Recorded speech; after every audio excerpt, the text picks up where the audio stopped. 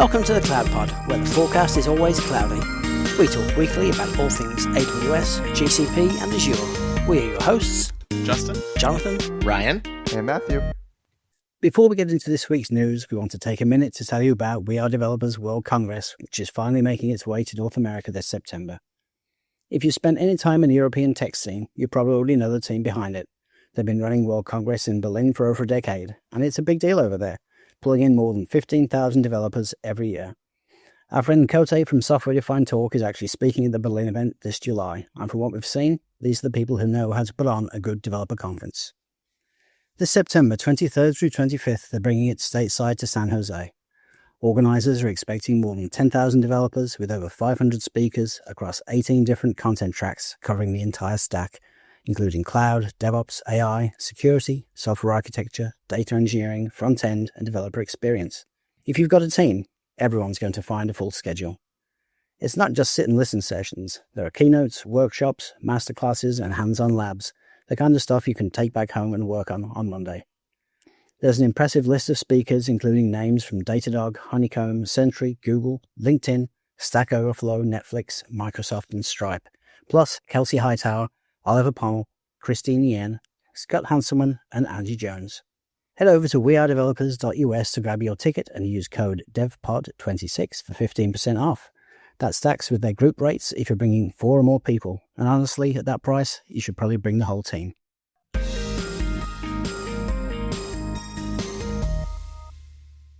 episode 352, recorded for April 28th, 2026. Google Next, Rebrandapalooza. Good evening, Ryan and Matt. How you guys doing? hello. Doing good. Good. Welcome back from Vegas. I mean, Ryan and I survived it. That was the most important part of Vegas. Barely. Barely. You survived, and we did not succeed in recording. There were some medical emergencies, so I'll take that as the excuse. That's a completely valid excuse. So we understand. We appreciate your attempt. I mean, the most important part about Vegas for me was that it's over, because I got to go home.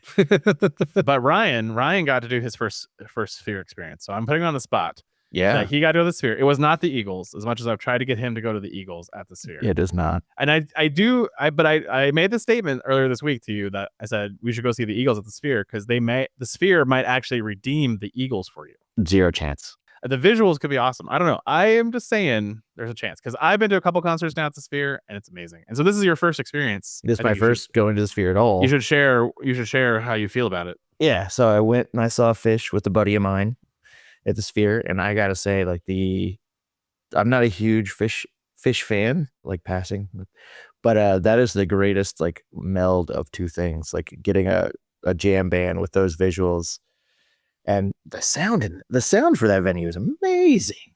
Oh yeah, when you read the details behind that building, and how many speakers and how many directional speakers at your seats there are, and it's a crazy impressive venue. It's really impressive. And none of it is it's not like a typical concert where there's this huge array of things. It's all behind basically this scrim that they use for all kinds of really cool visuals. And it really changes the way that you do concert lighting, I thought. It's really neat, because they had sort of faux concert lighting, almost like cartoon lighting at certain parts of the show, but it really changed the lighting in the venue, in terms of looking around in the crowd and stuff. It's a lot brighter. There's a very different concert going experience than I've ever experienced. And so that was I think it's really wild, really cool. Yeah. I look forward to looking at going to other shows there. Yeah, I've seen of course there's a movie, it's this Planet Earth type movie where they show you nature, which is cool in there, although really big animals staring you down. And then I've seen, of course, Wizard of Oz there. I saw the preview with Google Next last year. Then I saw the actual movie there as well. Which is kind of like a 4D experience where they have they add wind and all kinds of stuff to it. Oh, really? Which is pretty neat. And then I've seen now a couple of concerts there. I saw Backstreet Boys, and I'm not a Backstreet Boys fan, but my wife is, and so we went, and it was great. I had an amazing concert experience. Yeah. It was awesome, and so I'm definitely looking forward to Metallica, who's supposedly coming. Yep. I think it's official now. Yeah, it's official. October through May or something like that. It's a huge residency. Oh wow, it's a long time.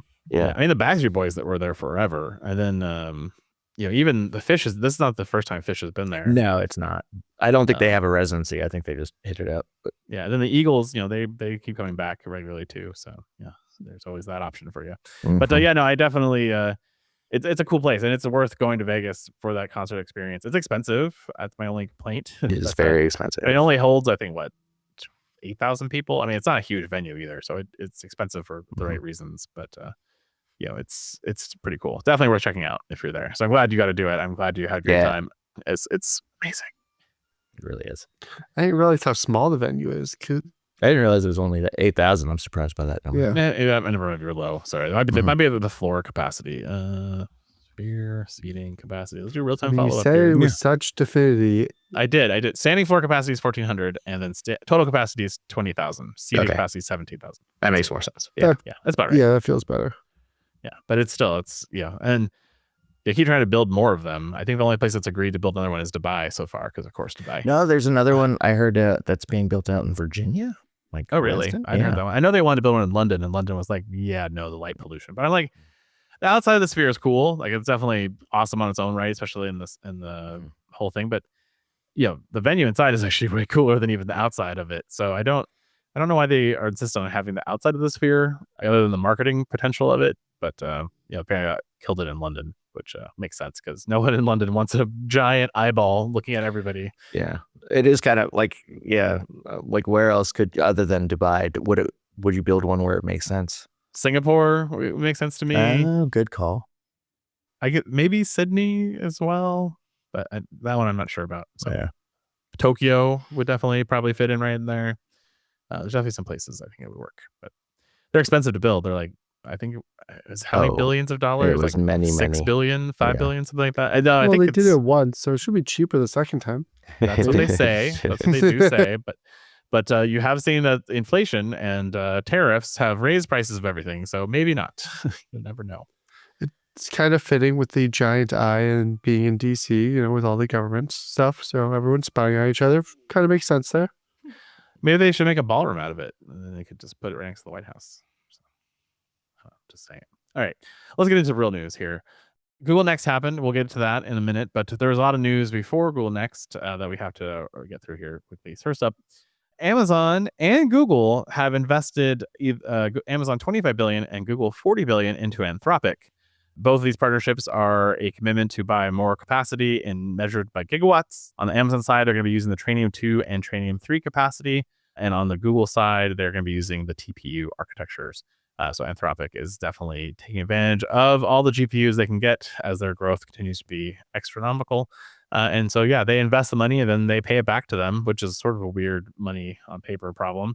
I don't really understand how it works, but that seems to be what happens all the time right now in the AI space. It does. So Anthropic continues to get big amounts of money, and their valuation continues to be absolutely crazy.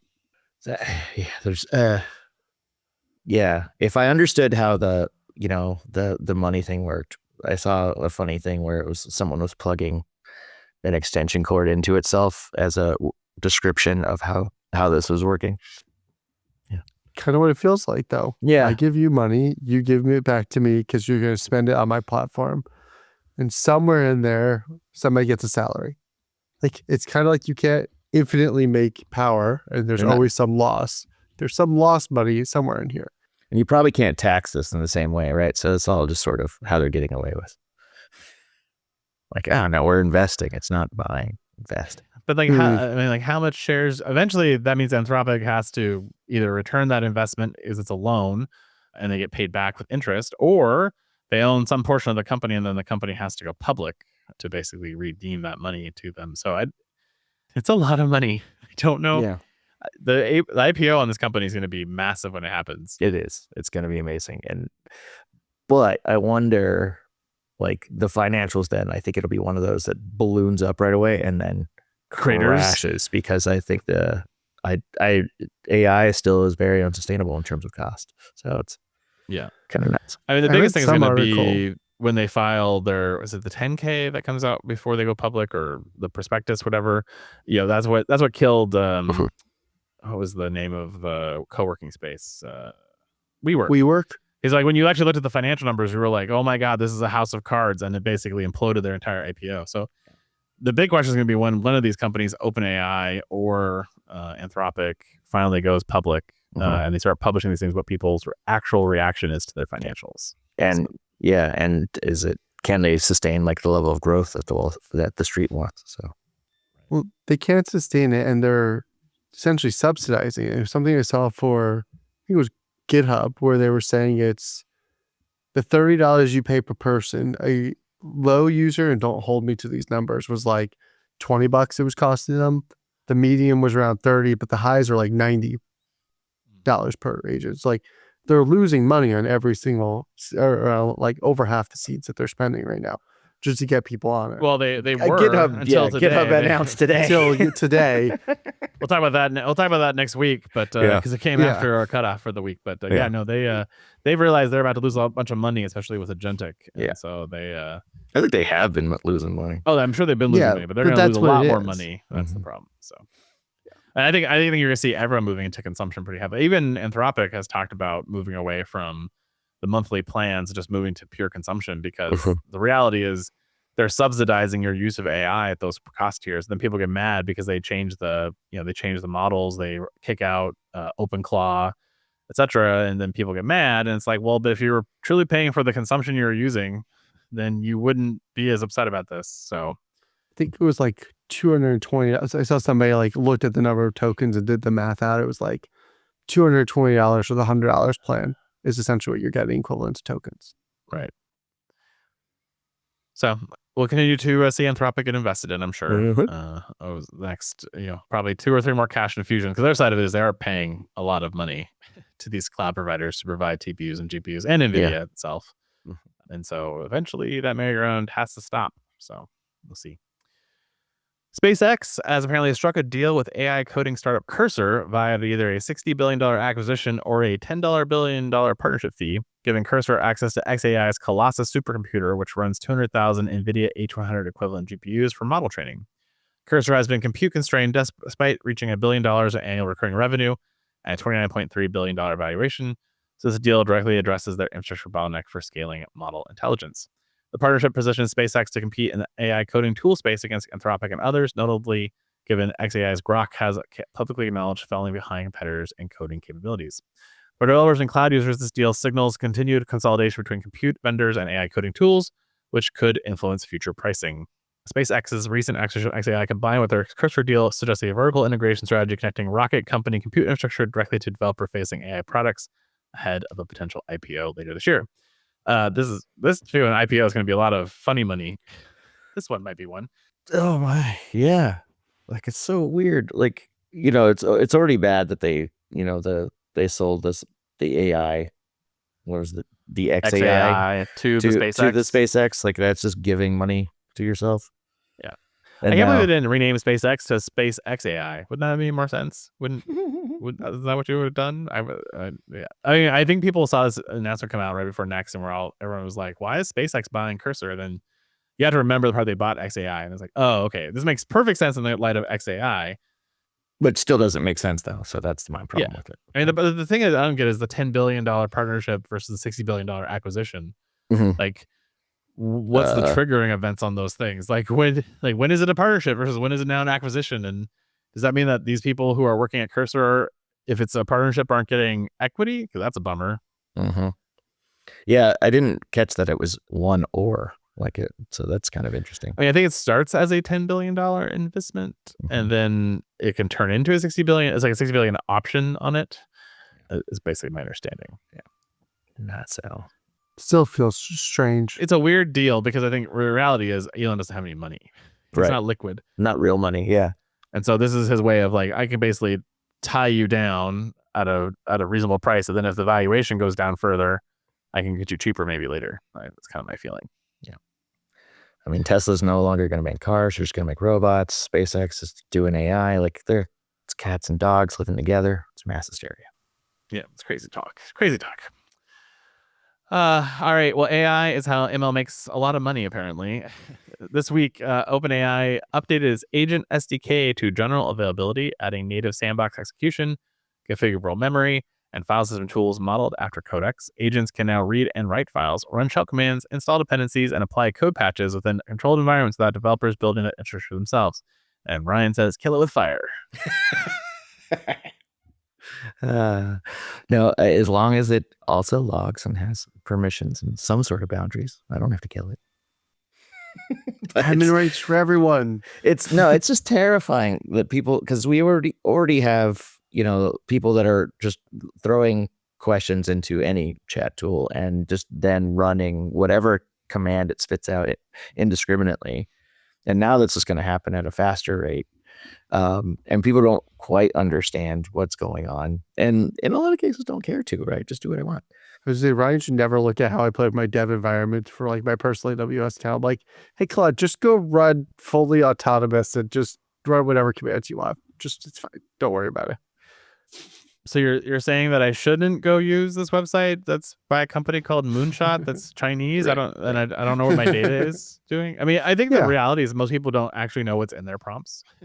And if you ever actually look at the prompt logs, you should be like, oh my God, because it sends everything. All the things. Yeah. I don't think people quite realize what data gets consumed. Yeah. Credentials and environment files, all kinds of stuff gets sent somewhere. And it doesn't necessarily mean that it's exposed, but it also doesn't mean that it's secure. And so like if there's ever kind of a leakage or any kind of breach at one of these AI companies where they can get a hold of that data, if somehow it'd be a problem. I've definitely seen people say when it goes like insert key here, and they just go, no, give me the script. Here's my key. Create the script for me. I'm like, you understand that like one, you just killed like, I don't know, 3 whales by you or this whole other prompt. And all you had to do was just copy and paste a key into this spot. And then your key is now probably not that, I mean, like you said, it's not unsecure, but it's not the most secure thing anymore. It's somewhere in the logs of one of these companies. The truth is, it's not really the agent problem. The truth is that we don't have the correct authorization permissions model for people, right? And so we give people a broad standing access, and now that's a concern because there's going to be a whole bunch of automation that's basically pretending to be me running on these local environments. And so like that's really the issue.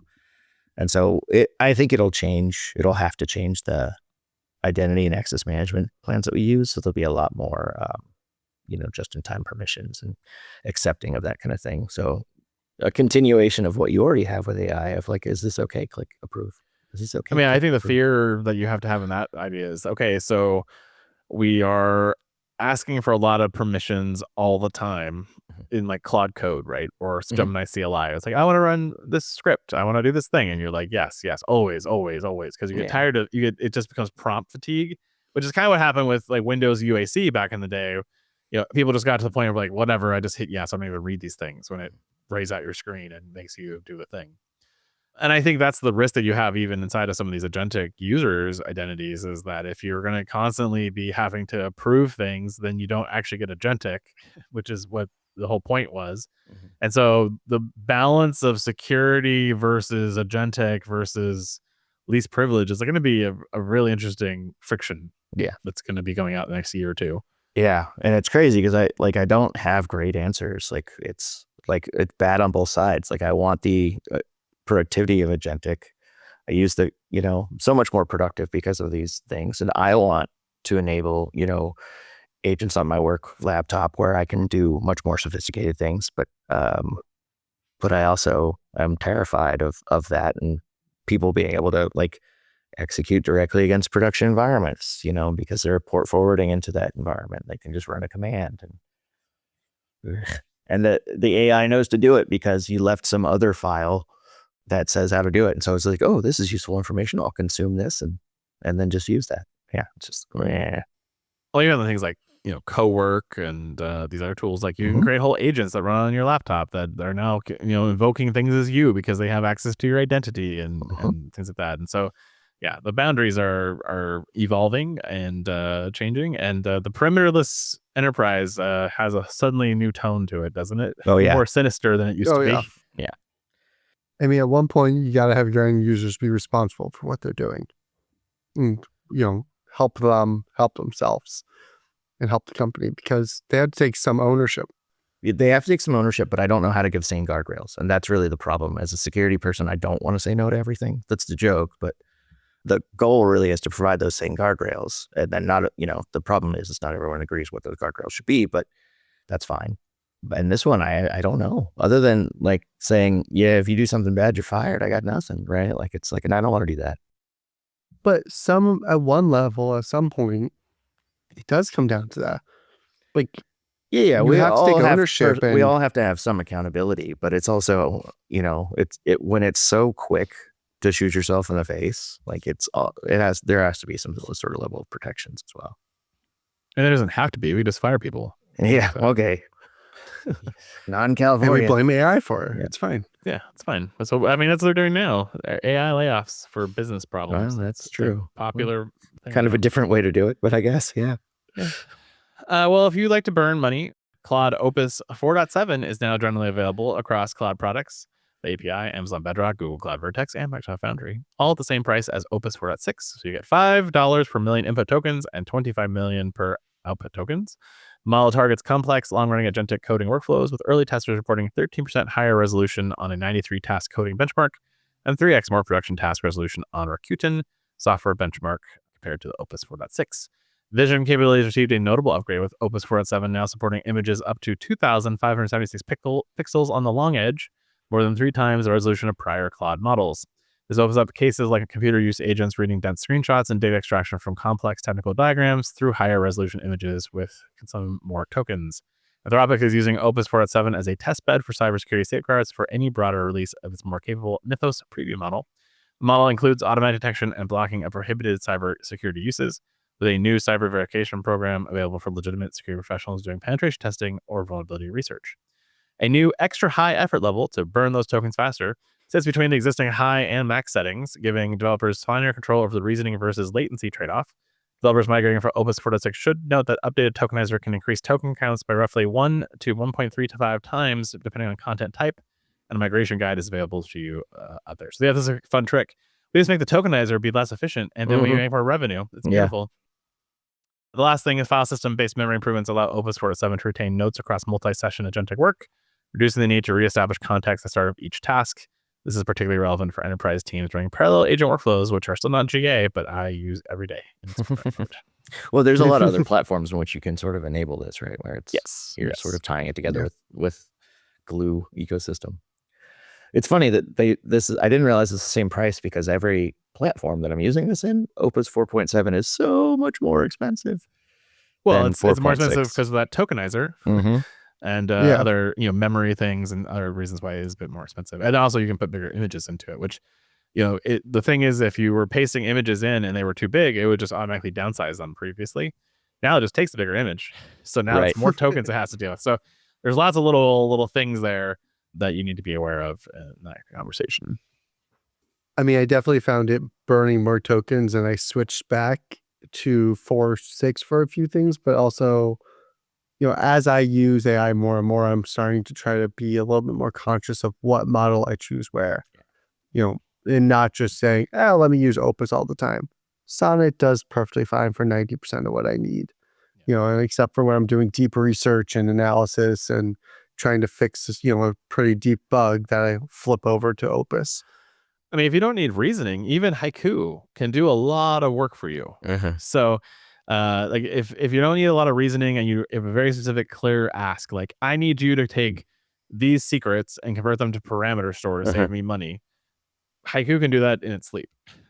And so that's like, it's a very clearly defined this and that task where you need a thought and like engineering. So that's where you want the Sonnet or the Opus. But I've never been a big Opus user because it is outrageously expensive. Now, if I'm in the middle of like a production bug and I need to figure out what's broken with this code real quickly, yes, I might use Opus then.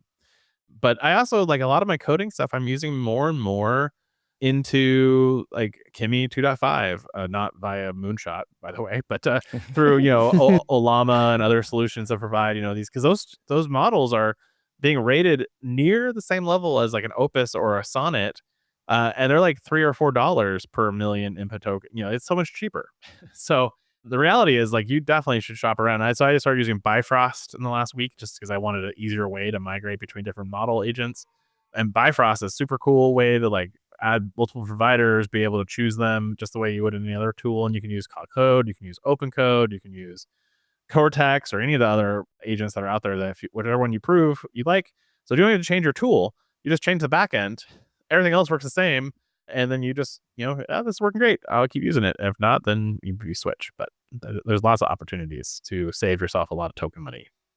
Definitely. You do have to kind of invest and understand that whole ecosystem, because it's fine once you get it up and running. Getting it set up is a little complex. And that setup is what takes the time, but the payoff on it is a lot if you're doing a lot of development. And that's kind of the balancing act here is if you are doing a lot, then it makes sense to spend the time. If you're not, then something, off the shelf. Yeah. It is kind of funny because I go back and forth with my wife, who's, thankfully not in tech. And like I walk her through some of my setups, and she about halfway through stops listening, and then she understands that it's clearly like too complex, and she just wants to ask a question somewhere. It's like, okay, yeah. The reality is that don't give up your data center. Maybe buy some GPUs, because running these models yourself might be the only way to save yourself a lot of money. I mean, cautionary tales. I don't think we talked about it on the show. Maybe we did, but Uber, they spent their entire year budget for tokens in 4 months, like an entire budget. They had to figure out something else, and so maybe don't use Opus, number one. But like those are big risks that businesses have. So I think this area of being how do we be more efficient, I think is going to become a bigger area. And I'm hoping there's going to be some tools coming out that'll actually like dynamically look at what you're asking and make the decision. Because right now that exists sort of in some of the APIs out there. If you have specific rules, like, oh, they're asking a question about this, or they're asking this, I will go to this model. So you can do like really static routing rules. But like, I really wish there was a more dynamic, interpretation of like, oh, this is a super easy question. This is a more complex question, and then it can automatically route between them. I think that's what we'll probably see is kind of the next phase of AI tooling will probably be a bunch of tools that help do that exact thing. I think I think that is an option for some of the coding stuff, like Cursor. You have to configure it, and then Copilot can also do that. I'd like to see it expand outside of the coding stuff for maybe more just agentic. But then you also risk, if it's like, I think Anthropic's working on something in adaptive mode where basically it'll adapt between the 3 models. But then going back to this tokenizer, hey, we need more revenue this month. Change the adapter to use more Opus this month. Yeah. But they are, like on the flip side, they are doing granularity. You can now choose the amount of reasoning that you select, even above the model. And so like there's other things that they're doing, giving more buttons. But you have to be flipping around. A lot of these things is where I want that model router that like Azure and other cloud providers to really, that's the intelligence I want in that service. Like I want to, weirdly, I don't say I want to pay the cloud providers much in general in life because I give way too much money either way, but I want to pay for something that will do that intelligence. And like Justin, you said, like, hey, this is a simple query, send it to IQ. It's an if this, then that, versus no, this is hey, I need to architect this entire thing, go to Opus and burn a few extra dollars to get a little bit more detail so we can use the cheaper these things. cheaper models later on because everything is broken down in a much more simplified way. Agreed. Yep, model routers. Hot topic for sure. All right, moving to Claude Design was released. This is their answer to Google Stitch. Basically, Anthropic launched Claude Design in research preview for Pro, Max, Team, and Enterprise Cut subscribers, powered by Claude Opus 4.7. Enables users to create interactive prototypes, pitch decks, wireframes, and marketing assets through conversational prompts and inline editing controls. The notable workflow feature is that Claude Code handoff for finished designs are packaged into a bundle that developers can pass directly to Claude Code for implementation, creating a tighter loop between design and engineering. Claude Design builds a team-specific design system during onboarding by reading codebases and design files that automatically applies brand colors, typography, and components to every subsequent project. Teams can maintain multiple design systems simultaneously. Earlier user data from Brilliant suggests complex pages that required 20-plus prompts and other tools need only 2 prompts in Claude Design, indicating a meaningful efficiency gain for interactive prototype creation. Export options include Canva, PDF, PPTX, and standalone HTML, with organizational scope sharing and collaborative editing. And for enterprise customers, the feature is off by default and must be enabled by admins in the organizational settings. So yeah, Designer. It's great. Love it. I haven't had a chance to play around with it. I mean, I really like these kind of tools just because, a big joke is my UX skills suck.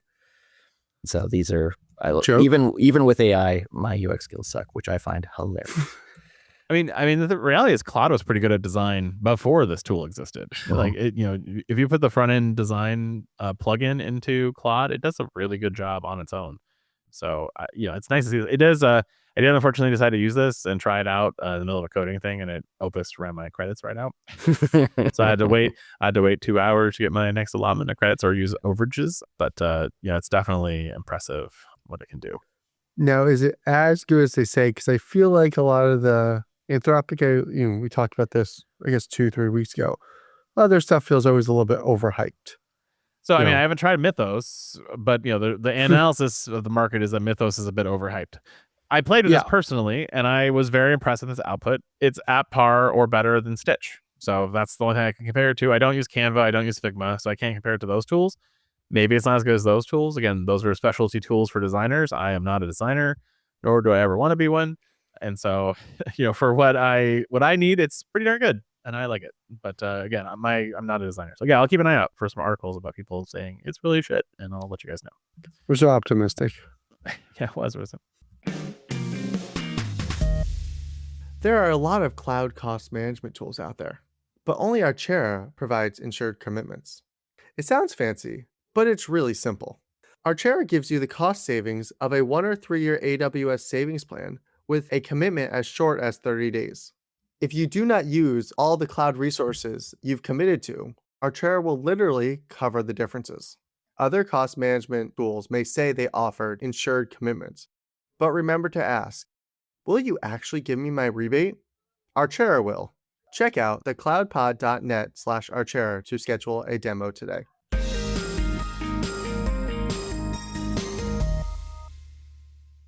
Cloudflare held its first Agents Week, which was not that exciting, actually.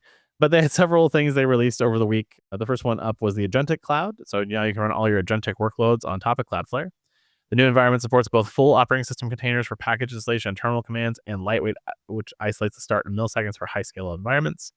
They also shipped a Git-compatible workspace design for agent-generated code, moving from prototype to production. Security and identity were treated as built-in defaults rather than add-ons. Thanks.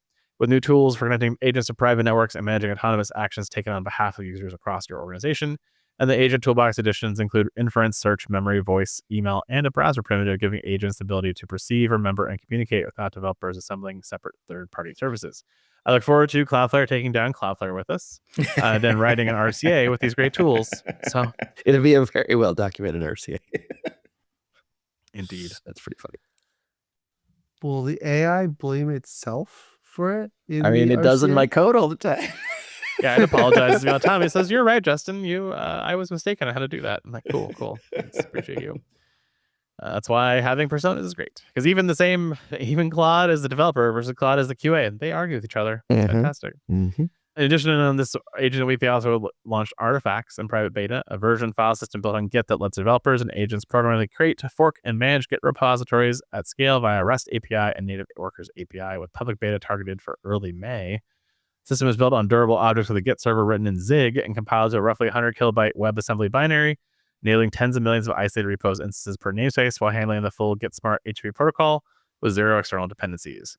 Cloudflare is also open sourcing Artifact file system, a file system driver that mounts large Git repos using a blobless clone and lazy file hydration, reducing startup times for multi-gigabyte repos from 2 minutes to 10 to 15 seconds. So yeah, I guess that's good too. Also, another way that it's going to take down Cloudflare. So look forward to that. Yeah, well, it's kind of interesting. It solves a problem I didn't know existed, in terms of, being able to have an agent manage multiple Git repositories more quickly. Oh, let me tell you how much I learned about work trees. Oh, yeah? Okay. In the last month, dealing with multiple agents and wanting to work on the same code base. And you're like, well, your answer is work trees. Work trees are not designed for humans. So thank God there's AI, because AI can make them work. Because the idea of work tree was, well, you're in the middle of doing code, but you need to do a hotfix against production, which is on the master branch. And so you need ability to do this quickly. And that was kind of the gist of when I read the documentation on this, is the gist of why they created it. But the idea was you only had 1 or 2 work trees ever. Right. So now reading, with my AI, I can have 10, 15, 20 of them and let AI deal with that nightmare, because I can't. It hurts my brain. It's one of those Git features I didn't know existed, and immediately solved the problem when I was trying to do what Justin's saying. Hey, I need 3 things going on at once that all are going to collide. And Yeah, I tried to do it manually myself at one point. For one thing, I was like, no, too hard, not worth the effort. Let's go have AI do this thing for me. You don't just merge and rebase in like a cyclical fashion for these feature branches until you just end up ripping one out before committing to me. No, I end up with a feature branch that just has too many things in it. That's not one feature. So like, ooh, let me add this next thing as I'm doing it. Or I just commit and it's like, this code doesn't work and it's untested. And then I go back to my main branch, I check it out, I do the hotfix I need, and then I go back to my thing and I don't know where I am because I just have this commit that's called untested code. Nice. Brilliant. We'll work it out. We'll work on the QA process for your code. It's fine, Matt. We got you. That's why I have a QA agent doing it for me. Right, exactly. Snowflake is launching Cortex agents as a full enterprise agent platform with several capabilities now generally available, including multi-tenancy with row-level data isolation, agent versioning with commit-based rollback, and resource budgets per agent and per team spending controls. So if you need your agents close to your data, this is a great way to do it. I definitely would look into your costs of this one because Snowflake is not cheap for compute. Nope. I do. I mean, I look forward to the MCP connector, which they announced as part of this. I think that's going to be a lot of fun. I think that's mostly because I don't like SQL interfaces and any kind of database. So but I do think that there's a lot of value in running tools directly in the data, just because it keeps it sort of contained and isolated and removes some of the concerns I have, like running it locally with a direct session open to Snowflake, which is what everyone wants to do. So I do like this kind of model. But yeah, it's Snowflake. So how much can it cost me? A lot. A lot, for sure. Yeah. Well, normally we expect Amazon to be a spoiler on Next, and they did their part. Mhm. But OpenAI came in hard and heavy on this one, too. So first up, they announced GPT 5.5, generally available in both ChatGPT and Codex for Plus, Pro, Business, and Enterprise users with API access priced at $5 per 1 million input tokens and $30 per 1 million output tokens. So a little bit more expensive than Opus. And a Pro variant at $30 input and $180 output for 1 million tokens. The model shows notable agentic coding improvements, scoring 82.7 on the Terminal Bench 2.0 and 58.6 on SWE Bench Pro, by using fewer tokens than GPT 5.4 to complete the same task, which, it's pretty nice. For cloud and enterprise workloads, GPT 5.5 was co-designed with and served on NVIDIA GB200 and GB300 NVL72 systems, with inference optimizations including dynamic load balancing heuristics that increase token generation speeds by over 20%. Print the money faster. Knowledge worker benchmarks are worth noting for enterprise buyers, with 84.9 on GDP Val across 44 occupations, and a 78.7 on OS World verified for autonomous computer use, and 98.0 on Tau2 Bench Telecom for customer service workflows. OpenAI is classifying GPT 5.5 as high under its preparedness framework for both cybersecurity and biological capabilities, and has introduced a trusted access for cyber program through Codex that gives verified defenders expanded access with fewer restrictions, which has direct implications for security teams evaluating AI-assisted vulnerability management. That's kind of cool. I mean, it's first I'm hearing of those kinds of frameworks where they're testing those things and sort of testing the, not sustainable, but the safety AI sort of aspects of it, and having a rating, which I like, but then having the ability to sort of give people access beforehand. It's like reporting a vulnerability like directly before going public. It's kind of nice. Yep. To make Orion grumpy, OpenAI then launched workspace agents in ChatGPT as a research preview for business, enterprise, EDU, and teacher plans, positioning them as evolution of GPTs powered by Codex and designed for shared team workflows rather than individual use. These agents run persistently in the cloud, meaning they can continue working on long-running tasks without user interaction and can be triggered on a schedule or deployed directly in Slack. Practical use case OpenAI highlights included a lead outreach agent that reduced 5 to 6 hours of weekly rep work to automated background processes, and an accounting agent that handles month-end close tasks, including journal entries and variance analysis. On the enterprise control side, they've added several things, including admins getting role-based access management, a compliance API for auditing every agent configuration and run, a built-in prompt injection safeguard, and the ability to suspend agents, and another feature, privacy filtering, an open-weight 1.5 billion parameter model, directing and redacting PII and text, available now on Hugging Face and GitHub under the Apache 2.0 license. So if you're looking for a lightweight built-in option inside of Codex to find privacy PII, this little model sits on top of it and does great work. Yeah. So there's nothing in here that makes me angry because it's not really running in your local work system pretending to be me, right? Like I think that running on these platforms like, Gemini Enterprise or OpenAI Enterprise is the right way to do it and the safe way to do it, because they are sandboxed environments and only have access to so much. They're dedicated agent identities that you can control and give specific permissions to.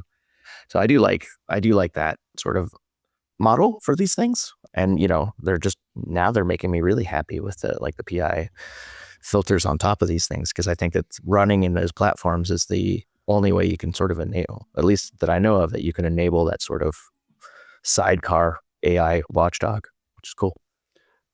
And this is great also for not just that, but for you could integrate this into your product, So if you are taking any data from a customer, you could at least say, we're not just sending it all from whatever they type into the LLM.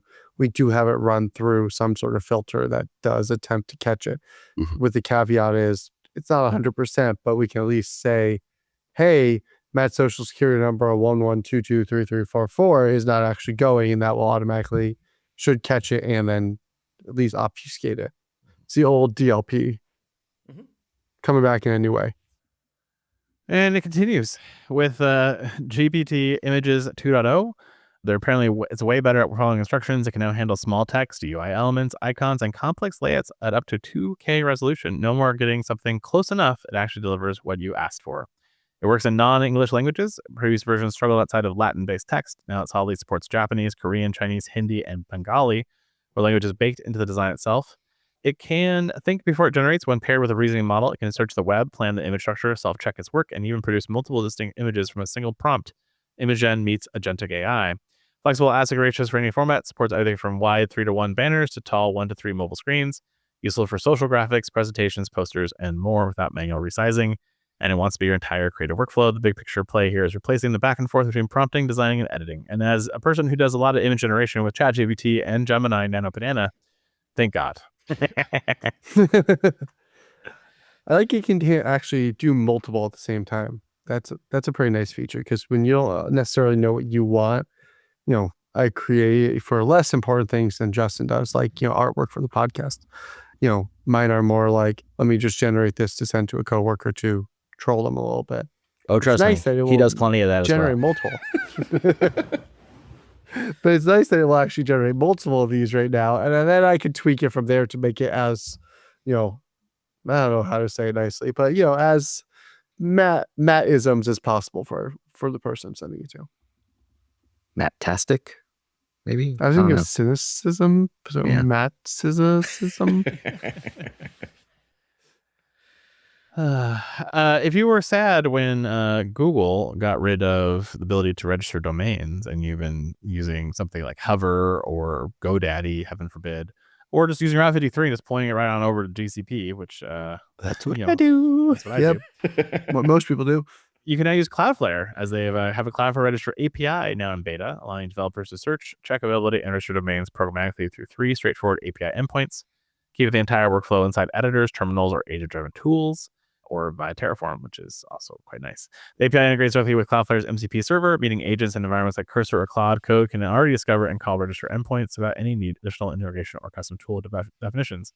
Also, the hacker MCPs can now automatically create phishing domains off your poorly spelled domain name. So maybe buy some extra domains this week. Yeah.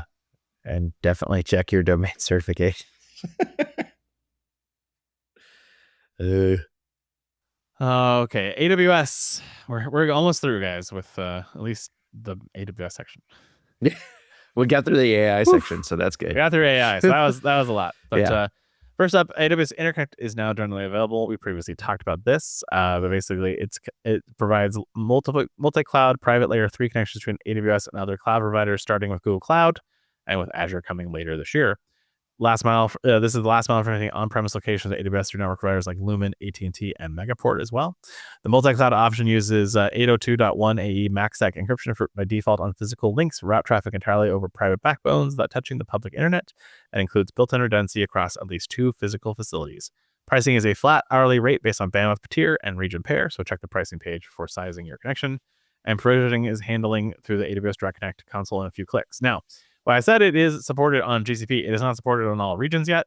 So currently it's US East, US West, and Europe for AWS. And for Google Cloud, It's US East, US East, US West, and Europe for Google Cloud, and it's US East, North Virginia only currently for AWS. So thanks for that. But good to see it in GA. Hopefully it gets expanded out pretty quickly. We'll ignore all of the future region expansion announcements that Amazon will make for the next 6 months about this. They have to hit their blog post quota. Yeah, they do. So Amazon Quick came out in October, and I think we mercilessly mocked it for its dumb name. And I had never used it, but today they apparently came out with a new desktop tool, as well as a bunch of features to help marketing intelligence capabilities. So it connects tools like HubSpot, Salesforce, Slack, and Adobe to create a unified knowledge graph from scattered marketing data, all available through the tool directly, as well as they now support multi-account sign-in for the same browser, which is interesting because it uses QuickSight to support all of its logins. So it's not your normal AWS console account. It is your QuickSight account. If you don't have one of those, you can create one, which is easy to do. And this allows you to basically jump into Quick. And so I downloaded Quick because they also released a desktop client, and I never used it. And it's a lot like ChatGPT with more integrations into QuickSight. So, but it has ability to schedule agents. It can do repetitive tasks. It can access all the other tools, like I just mentioned, to refer to Adobe. All of them are out there and available. Yeah, nothing makes me understand things less than something like this, where it's Amazon Quick, which makes sense, ties into QuickSight. Okay, I can kind of get the tie in there. Wait, it's a local client that allows you to just run general AI, agentic workflows. What does that have to do with a BI tool? Well, they used the tool that added new marketing to figure out the name of it, which is the problem. And they use the authentication mechanism for Amazon QuickSight, which has been a terrible, just wart on Amazon identity for ages. So no, great. you can make this set up with your IAM when you only because you can do that with QuickSight now, right? Right, but at least it's tied to your IAM. Still have to have a QuickSight account. I don't understand this. Makes no sense to me. Quit doing things that don't make sense. Well, I just think at one point they need to figure out how to better. QuickSight needs to go to IAM or Amazon SSO identity, whatever they rebranded it to that my brain is not processing right now. Identity Center, and this should tie into there or IAM. It's weird that they have a whole other essentially thing. Which what is it under the hood, and is it just Cognito? I'm not sure. Yeah, because I kind of, for some reason, feel like it is. It has these little nuances when you play with QuickSight. They always felt like they we're just gonna run Cognito under the hood for this. I mean, I'm 100% sure it's Cognito underneath the hood. And then someone said, "Well, to use this new tool, we have to write another Cognito pool." And they were like, "Yeah, or my dead body. Just use the QuickSight one." Oh, you're right. That's exactly what happened.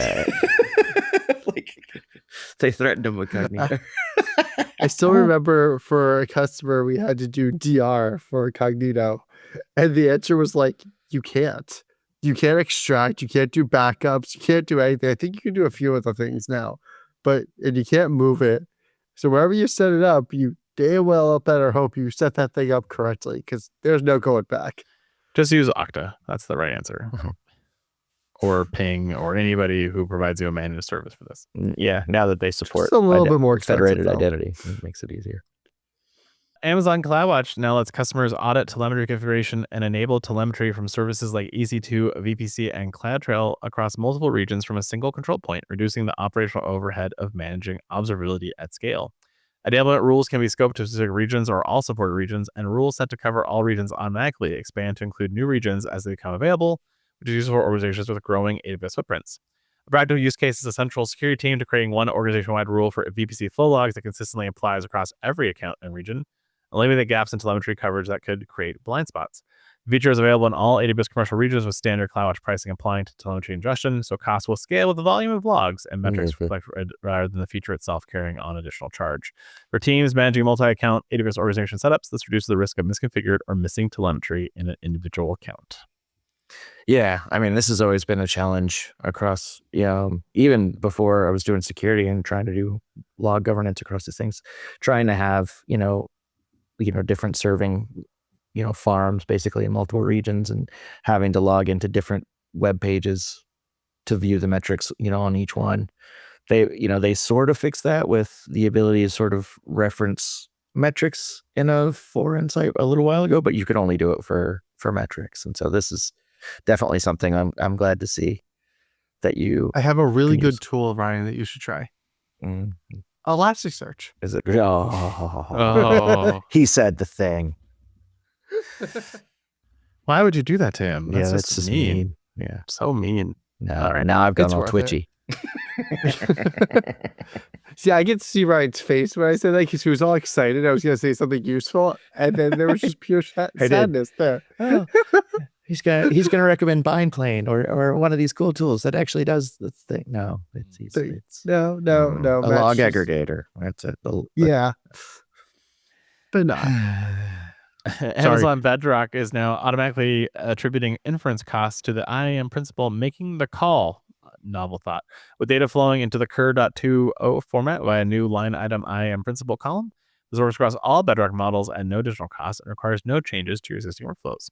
Feature supports 4 distinct access patterns, including direct IAM users or API keys, application roles on AWS Compute, federated identity through providers like Okta or Azure AD, and LLM gateway architectures. Each scenario has different configuration requirements, with the gateway scenario being the most complex since it requires a per-user assume role session management to avoid all traffic appearing under a single identity. Cost allocation tags can be attached to IAM users or roles or passed dynamically as session tags through identity providers. And once activated in AWS Billing, they appear in Cost Explorer under IAM principal prefix. This enables chargeback reporting by team, project, cost center, or tenant without building custom tracking infrastructure. For organizations using LLM gateways like Light LLM or Bifrost or custom proxies, the solution requires the gateway to call assume role per user and cache its credentials for up to 1 hour, which keeps STS call volume manageable but introduces architectural challenges. Tags take 24 to 40 hours to appear in Cost Explorer and Cur, and I assume it's in the Cur 2.0. It'll eventually end up in the Focus spec as well. So that'll be nice when that comes. Yeah, it wasn't that long ago that you were pleading for this feature, right? Because you. I mean, I'm still pleading for it on Vertex. Yeah, but, I know. At least you get it on Amazon Bedrock now. Yeah, because it's really complicated to see these things, and it's unless you're going to give everyone their own dedicated Amazon account, like what are you supposed to do? So. Yeah, I mean, part of the reason why you use a Light LLM or Bifrost is to help with this problem of having a gateway do it. So it's sort of weird to me that you would then want to also add the complexity of now trying to get to map to your billing data, other than I'm sure all the billing tools don't have any understanding what an AI gateway is. No. Yet. So so it sort of abstracts the problem all over again, right? Like it's right, exactly. Yeah. Well, we talked about S3 files last week, and I'm pleased to announce that AWS Lambda functions can now mount Amazon S3 buckets as a file system with S3 files. Thanks. Could have announced that last week. Coming soon to you, Fargate support, I'm sure, is next. I mean, this is a really neat, thing. If S3 file works out better than the Fuse mounting does, I do really like this. I haven't used it yet, but I would use this because I do think it's a great thing to have in those stateless application components. Fargate. I'm trying to think of all the other tools they're going to add. ECS, over the next EKS. ECS. Yeah. But those are all Fargate like container solutions. I'm like, okay. They'll add it to what's that? They'll add it to like Luster for some reason. We won't understand because we don't know what Luster really does. Things like that. Is it Luster? It's a file system on its own. I'm like, I don't know. Yeah. It'll be really Luster on S3. They'll add official support in S3 Fuse to S3 files, and you'd be like, "What? Isn't that kind of? It's already a bridge to that." So there's all kinds of ways they can mess with us. That'd be kind of cool. No. Actually, It's NetApps will support. Oh no, you're right. It will be that. It's going to be NetApp supporting S3 files. But Come on, S3, that will really S3 files is NetApp. Exactly. I understand. Yeah. That's a mess. Cloud Cowork is a desktop application for Mac and Windows. Lets knowledge workers delegate research, document analysis, data processing, and report generation to Claude. And typically to get Cowork, you have to be a direct Claude Anthropic customer. But now you can have all the model inference routed through Amazon Bedrock in your AWS account rather than over Anthropic's infrastructure, which could be super helpful.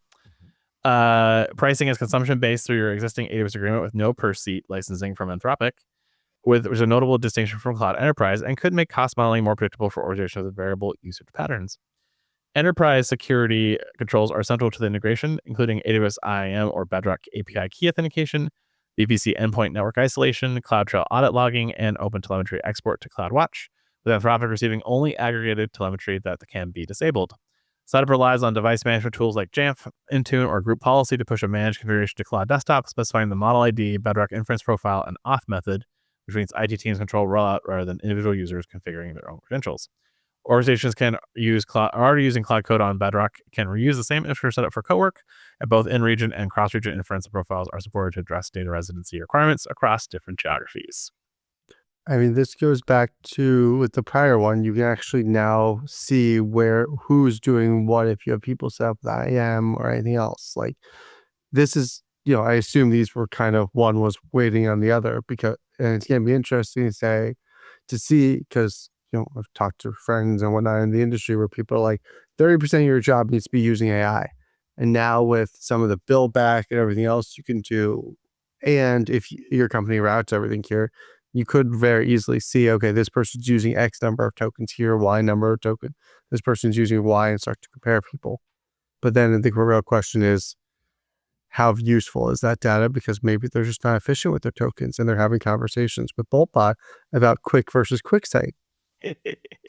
No, I mean, for me, it's more along the lines when you use Anthropic's enterprise directly with Anthropic, you lose a lot of visibility into who's doing what. Like you can see tokens usage for users, but you can't really see, what permissions are they, doing, what are the agents doing. And I think using this, I haven't played around with it directly, but I think it would allow more visibility through the standard Amazon tooling to see those IAM transactions, see what's going on. Calls to network VPC endpoints would be captured by flow logs. And so it would offer a lot more tools for, a security org to, route to a SIM and be able to do investigations on anomalous traffic or any kind of learning rules, playbooks, which is not something that you can do with directly using Anthropic or Cloud Enterprise. So you're saying Cloud Enterprise isn't very enterprisey?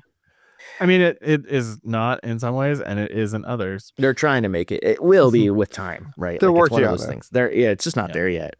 The problem is that instead of building a proper enterprise backend that would do all the things they want, they partnered with WorkOS. And so while WorkOS has a bunch of things, it doesn't have all the things that you would want. And this is a problem also for OpenAI as well, because they also partner the same way. And Snowflake partners with them, but some have done a better job than others in how they lay out some of these tools. I didn't know Snowflake, because that does answer a lot of my questions, because I have a lot of the same complaints with Snowflake.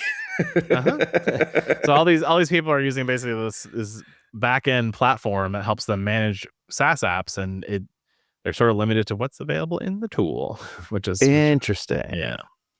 That does make a little bit more sense. Though I then go back to 4.6 is a SaaS killer. Why doesn't one of these vendors just develop their own tooling for it? Well, I mean, that's the thing. I was like, Anthropic hasn't killed WorkOS yet, and they're using it all over the place. You'd think they just built their own thing. SaaS-mageddon might be damned. All right, our final Amazon story. Then we get into the fun of GCP. Amazon Bedrock Agent Core now includes a managed agent harness feature that lets developers define an agent's model, tools, and instructions via API calls without writing orchestration code, reducing initial setup from days to minutes. It supports popular frameworks like LangGraph, Llama Index, Crew AI, and Strands agents. The new Agent Core CLI, available on GitHub, keeps the full agent lifecycle in one workflow, covering local prototyping, deployment, and operations from a single terminal with CDK support and Terraform coming very soon. Agent Core now includes persistent session state via durable file systems, enabling agents to suspend mid-task and resume where they left off, which makes human-in-the-loop workflows practical without custom storage plumbing. Pre-built coding agent skills give tools like Cloud Code and Kiro curated knowledge of Agent Core, best practices rather than just raw API access, with plugins for Codex and Cursor coming by the end of April. The managed agent harness is in preview across 4 regions, with no additional charges for the CLI, harness, or skills beyond standard resource consumption.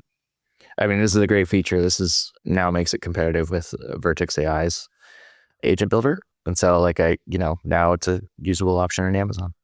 Awesome.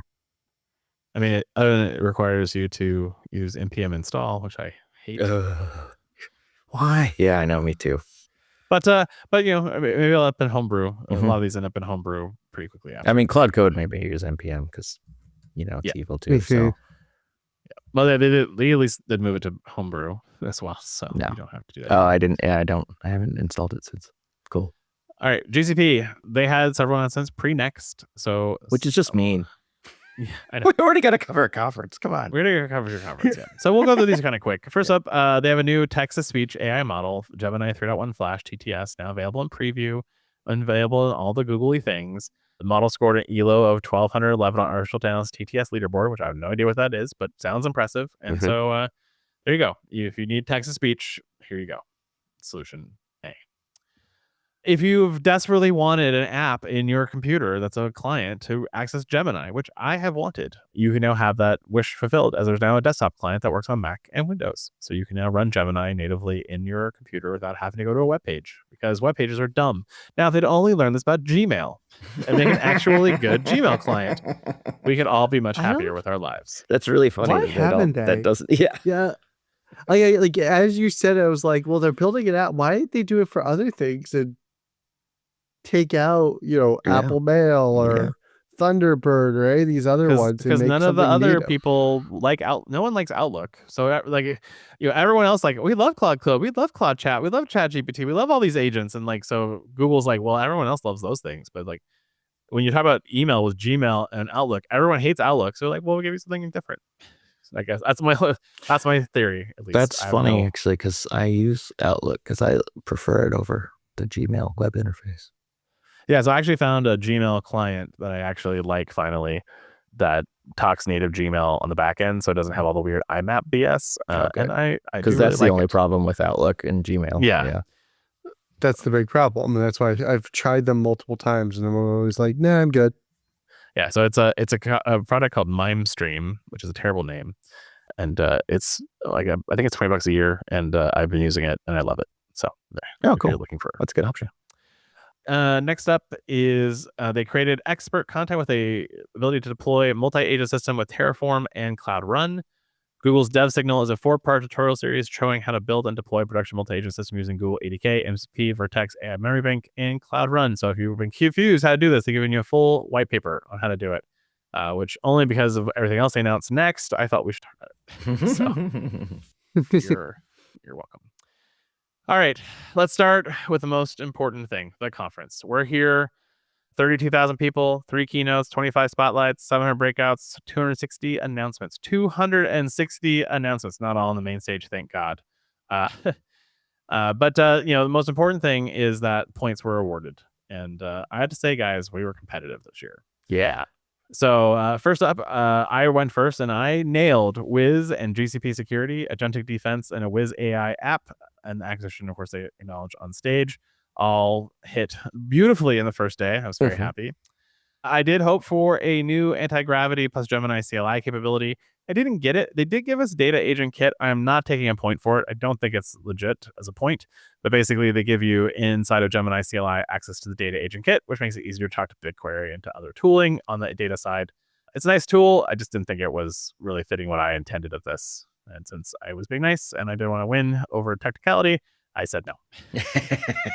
I would argue that one to the death too. Oh yeah, as you should have, because I don't think it would be fair. And then I got an Ironwood successor, which they over delivered on with a TPU, 2 TPUs, one for training, a TPU 8T, and a TPU 8i for inference. So I got 2 TPUs for the price of 1. So pretty nice. Next up, Ryan came in strong with Gemini 3.1 Pro general availability and they future Model Ts. So they talked about several new models coming later this year. So nicely done. And they gave you agentic enhancements. Basically, the entire keynote was Ryan. The entire conference, the whole thing. The age of agentic is definitely here. Yeah. With GKE. I feel like we should have made him define that one more next time.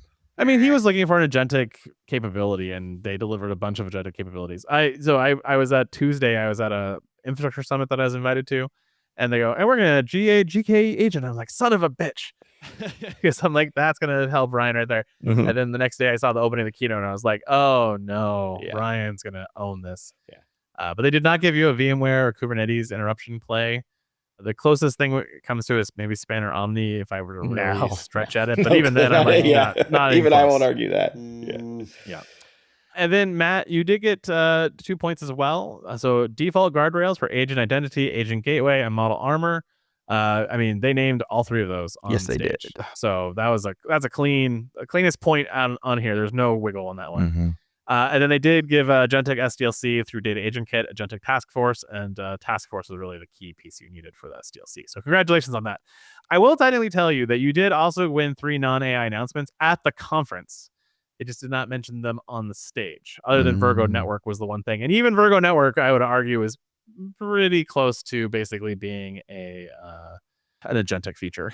So, but you're close on that one. So, nice job, everyone. Congratulations. A round of applause. Now it takes us to the tiebreaker to see who wins the game. Now, I just want to point out that, we chose how many times to say AI or artificial intelligence on stage. Now, I will tell you, they did not say artificial intelligence very much. It was mostly AI. But in the first keynote, they said it 132 times.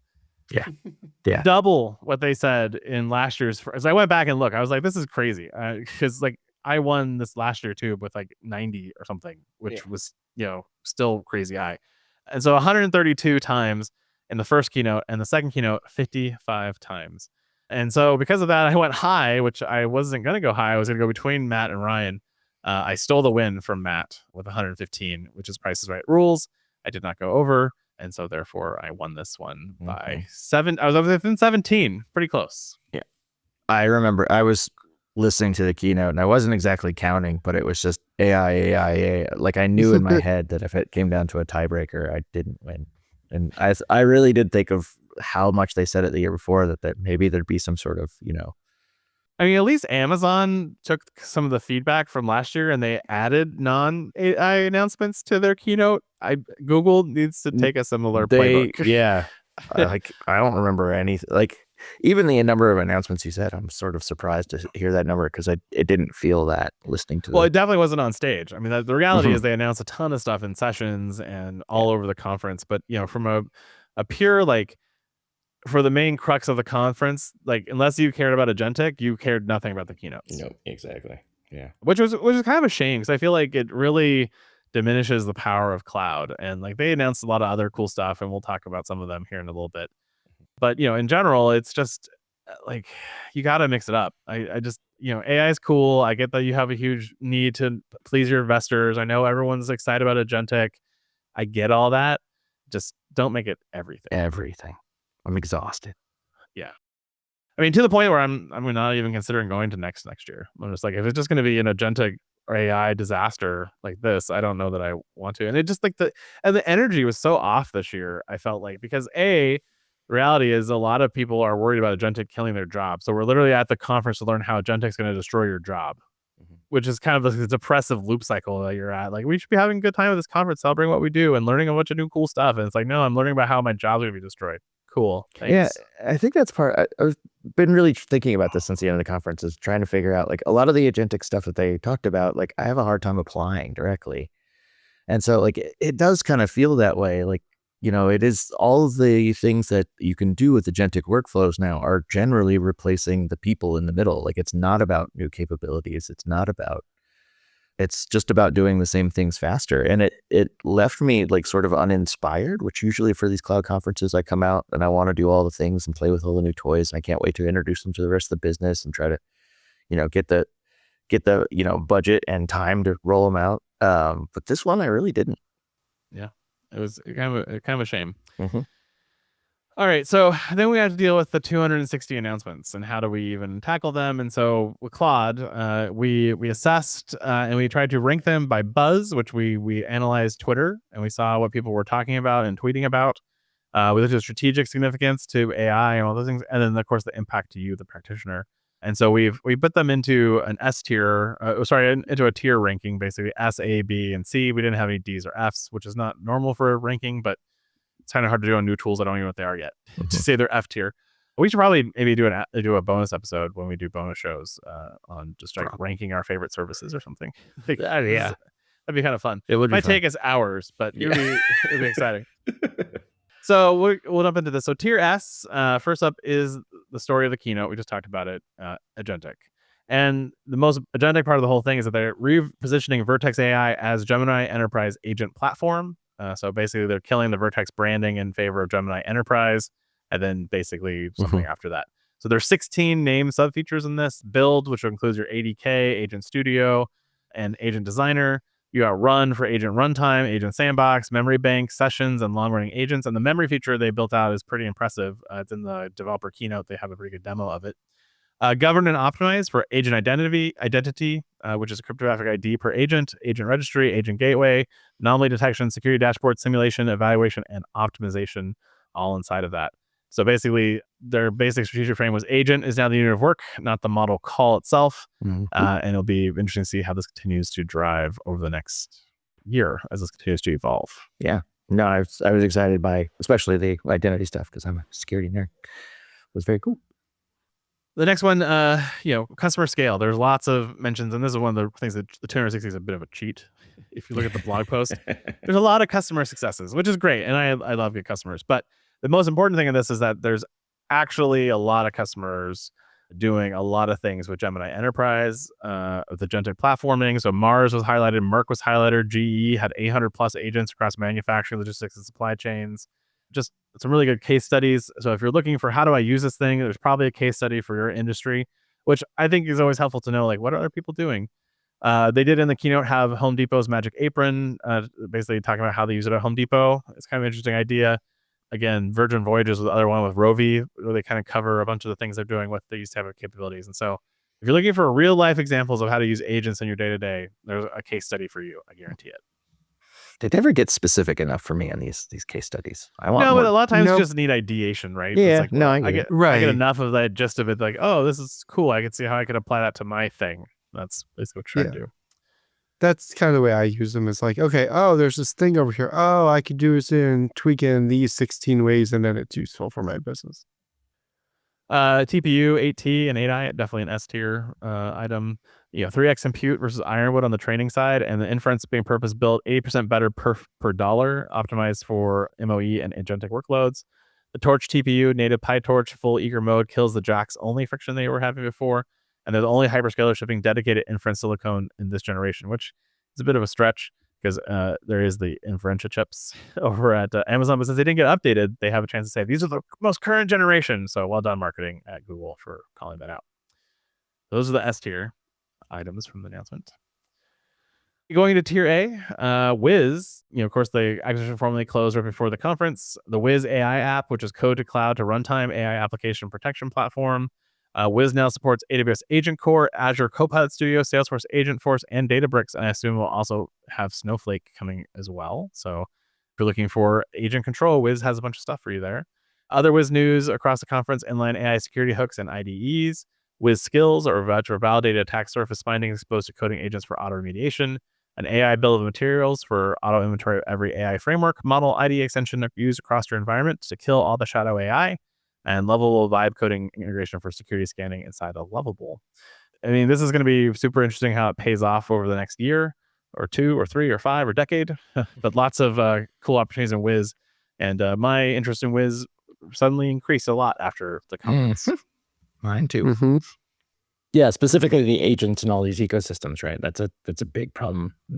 Agent sprawl is a thing. So exactly. You don't trust agents? Come on, what's wrong with you? I do not. So one of the things that we've been hearing a lot, if you've been tracking some of these things, is ChatGPT or OpenAI. They'll actually put in a forward-facing engineering team, a forward-deployed engineering team. Same thing with Anthropic. So they'll basically get a big customer like an Accenture or a McKesson or somebody. They'll come in, basically say, hey, we'll put a bunch of engineers into your business to help accelerate your AI agent story and really help drive forward. And so Google has got into this now with the Partner Fund, a $750 million innovation fund for partner agent development. This allows you to get agents built into the agent marketplace and the agent gallery, with already 70 plus partner built agents out there at launch from big companies like Atlassian and Lovable and Palo Alto, Salesforce, ServiceNow, Workday, etc. They do have forward deployed engineers at Accenture, Deloitte, and McKinsey, and Google is making its own engineers available through the partner go-to-market strategy. A very Palantir style move. So well done. Yeah. That's cool. If you're looking for help, talk to your Google rep. Mm-hmm. I think AWS has been pushing this for a while too. So I'm kind of surprised that they're just doing it, or are they just like, do they just expand it and are highlighting? I mean, they're committing a $750 million to it. They were doing it before. So that's what I figured. More money to it, yeah. Gemini, in the anti-gravity data agent kit, Gemini 3.1. So 3.1 Pro and preview across Vertex, Gemini, Anti-Gravity, Android Studio, Gemini, and AI Studio. The data agent kit, which is a portable suite of skills, MCP tools, plugins, and tools for VS Code and Gemini CLI into native data workspaces like BigQuery. Full stack vibe coding from AI Studio to Cloud Run, which that one, Ryan, you should kill. And and so, from an engineering developer side, this is all about, competing with Cursor, Claude, and Replit out there. If you're excited about data and you're looking for more agentic in your data cloud, you've got Knowledge Catalog, Cross Cloud Lakehouse, and Spanner Omni. So the Knowledge Catalog is a universal context engine mass business meeting across the data estate and is a great foundation for accurate agent execution. The Cross Cloud Lakehouse, formerly named Big Lake, is the Iceberg REST catalog and now federates with AWS Glue, Databricks, Snowflake, SAP, and Cross Cloud caching through the interconnect that we talked about will actually cut your egress costs with this tool. And then Spanner Omni is their spanner running multi-cloud on-prem or even on a laptop. This is the most underrated announcement of the keynote, in my opinion. You can now run Spanner on your laptop, which is great from a local development perspective. Yeah, That's pretty cool. Yep. So glad to see that one. And then Lakehouse Federation for AllyDB live joins between transactional and analytical workload without doing the ETL first. So you don't have to do things like AWS Glue to move your data. Thank God. But the Cross Cloud Lakehouse, that's a big one. Being able to access your data inside of Snowflake or inside of Databricks from Cloud Lakehouse means you don't have to move that data around, which is a big sustainability thing. It also allows you to take advantage of different tools. So, hey, maybe you bought Snowflake first and now you're looking at some Databricks agent capabilities. You're like, well, I don't want to move all my data. Well, you don't have to with this federation. So the advantage of having Iceberg as a standard across the industry now makes this a powerful thing that you can make Iceberg endpoints available to everything and pull it all together with a single Lakehouse type configuration. Yeah, I couldn't love this more. I mean, there's so many data sets that are splurred out like that. If you have questions that need to be answered across them, like it's such a pain. So it's so great. I did see some of these features rolling out in Tier B here on Google Workspace in the admin. I was kind of like, ooh, I see some of the things coming together. But if you're a Workspace admin, which is probably not most of our listeners, they've given you AI capabilities, unified semantic understanding across Docs, Slide, Gmail, projects, and org domains. Workspace Studio, no code agent builder, skills deployable across your workspace. Microsoft 365 to Workspace migration tool to make it easier to move than ever before. Sovereign controls plus client-side encryption for all your US and EU sovereignty concerns. And auto browse with Gemini now available to you in Chrome Enterprise. So that's all available to you out of the box. Cloud Run got a bunch of features, including the ability to deploy vibe-coded apps from AI Studio. NVIDIA RTX Pro 6000 Blackwell support. So now it can run 70 billion parameter models without managing GPU infrastructure through Cloud Run. Billing caps. You can set max monthly spend. Resources deactivate when hit. Cloud Run sandboxes for ephemeral isolated agent execution.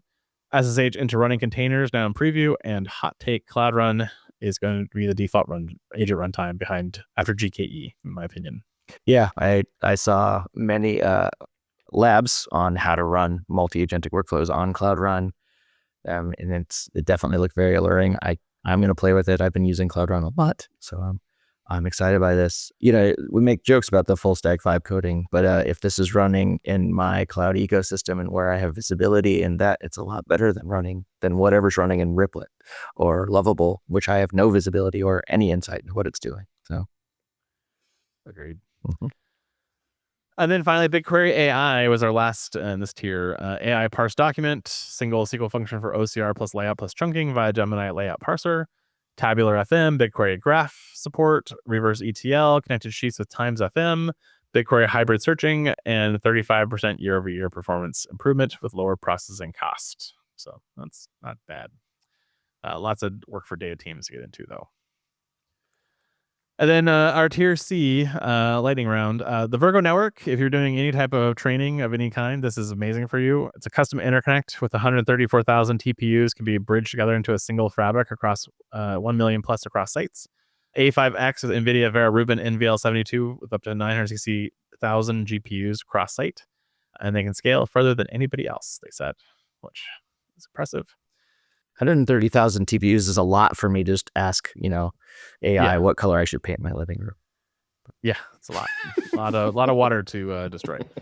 Rapid storage capabilities, rapid buckets, rapid cache, and managed Lustre all available to you, so you can get faster snapshotting, faster capabilities there.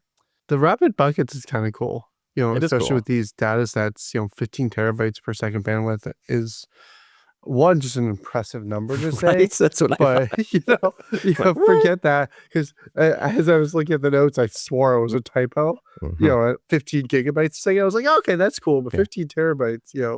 but I assume that's competing with the S3, like one zone, Correct. Yeah. single zone, whatever it is, like where it's tied to a single zone for speed. I don't Yes, remember what they exactly. called it. Express zone, I think. I think Express. Yeah. It's too hard to keep all the naming conventions. It is. It is. Axion, which is, of course, their custom ARM silicon.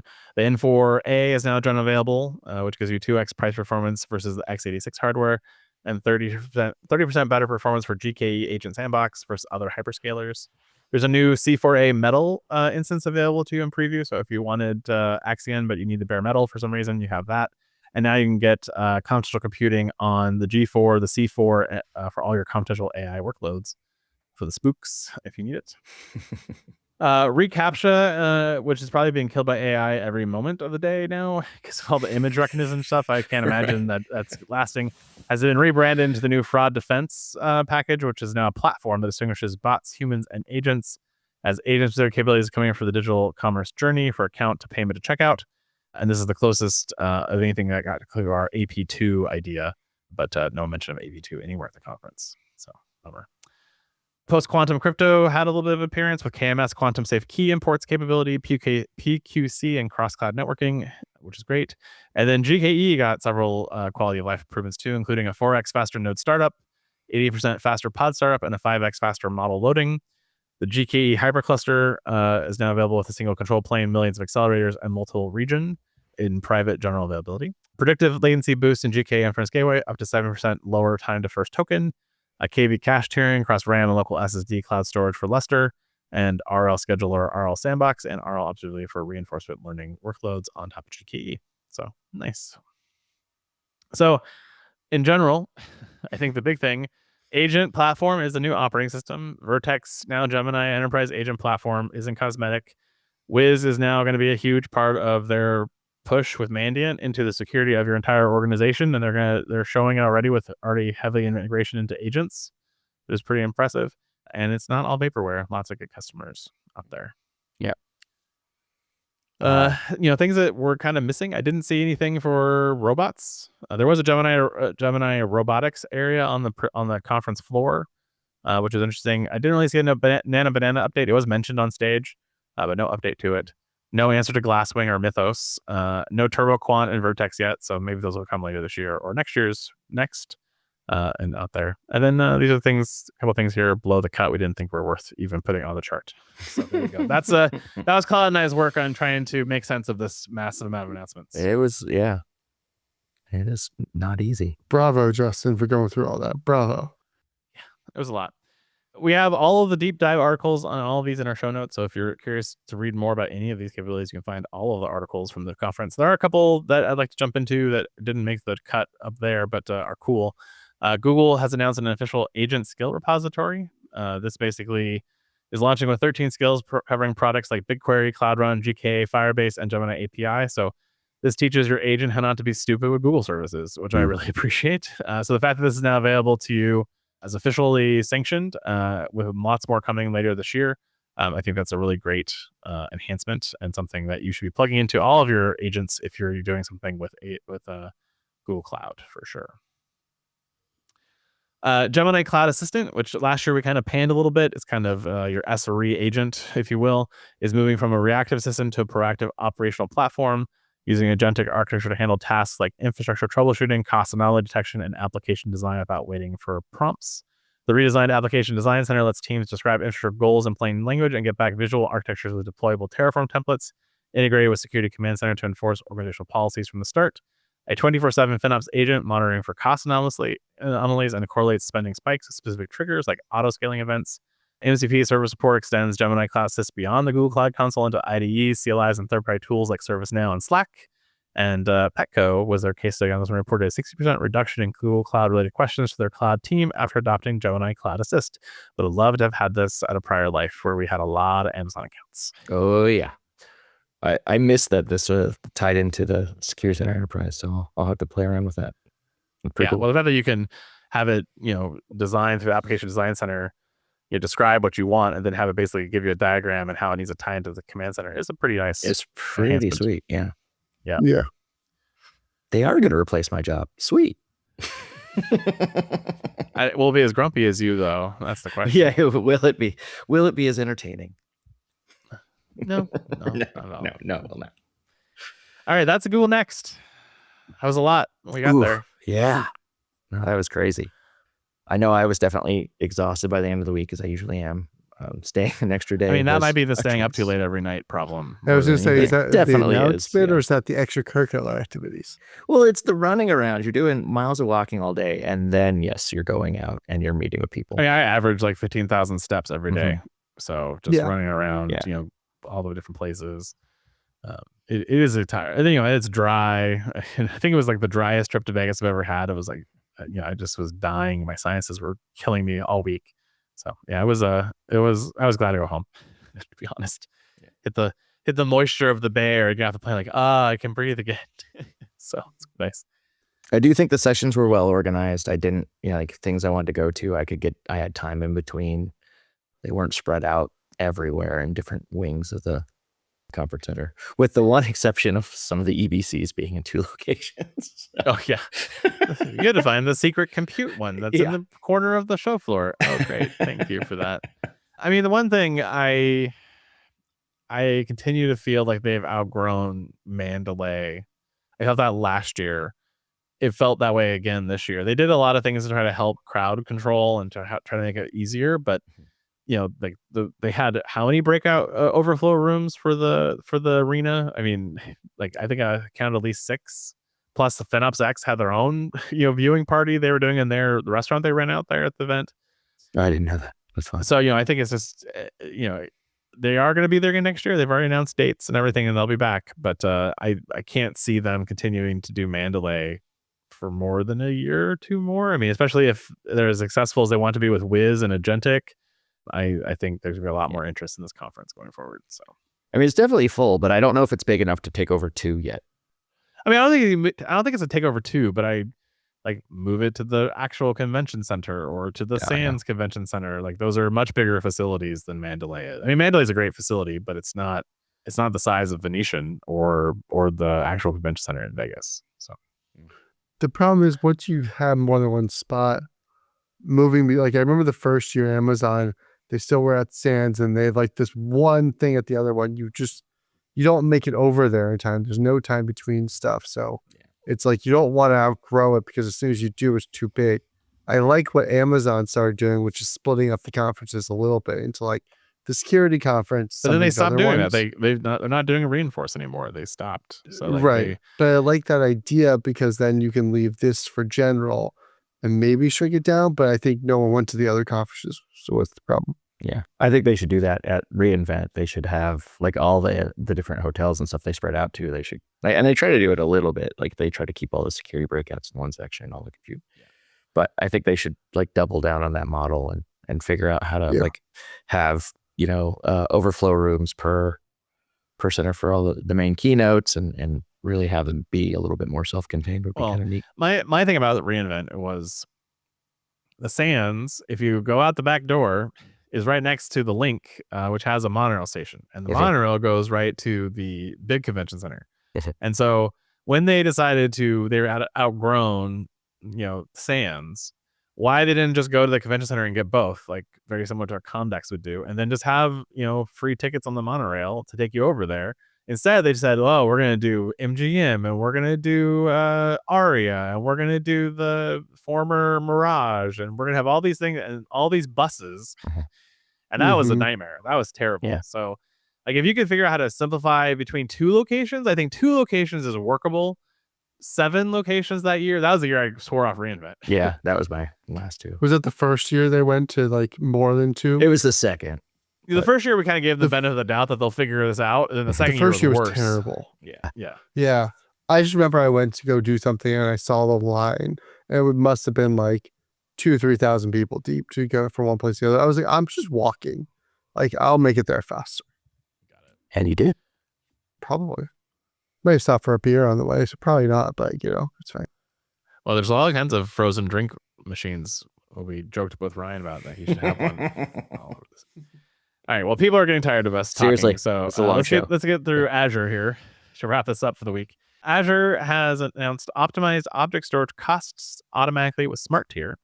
This is a Smart Tier for blob and data lake storage is generally available, automatically moving objects between hot, cool, and cold tiers based on actual access patterns. Data inactive for 30 days shifts to cool, then cold after another 60 days, and immediately returns to hot upon reaccess with no retrieval or early deletion charges. The feature eliminates the need to manually configure and maintain lifecycle rules, which is particularly useful for organizations managing large analytics workloads, telemetry data, or data lakes with unpredictable access patterns. So pricing includes standard hot, cool, and cold capacity rates with no tier transition fees, but a per object monthly monitoring fee applies to objects managed by Smart Tier. So thanks. You finally got what Amazon's had for a while. Mm-hmm. Like 10 years, I feel like intelligent tiering. I mean, it might be 10 years. I don't feel like it's been that long, but it could be. You can ask Bullpot as we're doing it live. Yeah. What's Microsoft Entra ID is adding synced passkeys, passkey profiles, and Phish-resistant MFA support for Linux SSO, giving organizations more options to move away from passwords while meeting compliance requirements for stronger authentication. Hey, can we get this, Ryan? Yes. Please? Immediately. Yeah. Less password changes. I would like. You might have to fix AD. Yeah. Starting June 1st, 2026, Entra Connect Sync and Cloud Sync will block hard match operations for users with assigned Entra roles, closing a potential attack path where on-premise AD attribute manipulation could be used to take over privileged cloud accounts. Well, that's a fun bug. Admin should review their hybrid sync configurations before that date. Why not till June 1st? Yeah. What? Do this today. We told please. everyone the problem. Yeah. I think June 1st they're turning it on by default, so maybe it's that. Maybe Giving people time to do it themselves. Yeah, that could be. You should turn this on too, Ryan. The Microsoft Authenticator app now includes jailbreak and root detection for Android, with a phased rollout moving from warning to blocking to wipe mode. Meaning users on non-compliant devices will eventually lose access to Entra credentials entirely. I'm sure people are going to love that. Yeah. That one's going to make some people not going to go over. Yeah. Ryan, you should turn this one on. I haven't jailbroken my phone. It's not my problem. Yeah. I mean, I'm an iOS user. I don't do that. You might with your Android phone. Mine's not. No, I'm just on the straight Pixel. It's easier. All right. I used to jailbreak, and it's not worth it anymore. Yeah. I tried jailbreaking an Apple phone one time, and I was like, this is terrible. I'm never doing this again, and I undid it. Agent management is consolidating under Agent 365 as the single control plane, with existing Entra Admin Center agent registry and collection blaze retiring May 1st, 2026, and current registry graph API to be deprecated and replaced. I mean, I don't know what any of that meant, but happy retirement.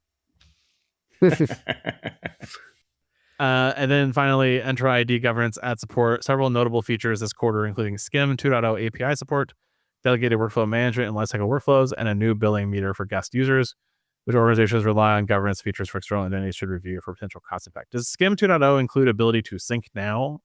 Because that's my one big complaint about SCIM is it's always like, eventually I'll get your accounts provisioned. Yeah. It's never instantaneous and it never works as fast as I need it to. And you always have to choose between SCIM and on-the-fly provisioning, right? You can't have both. Right. That's always so frustrating. Yeah. So I hope it does. I don't actually know what's in SCIM 2.0, but if anything's better.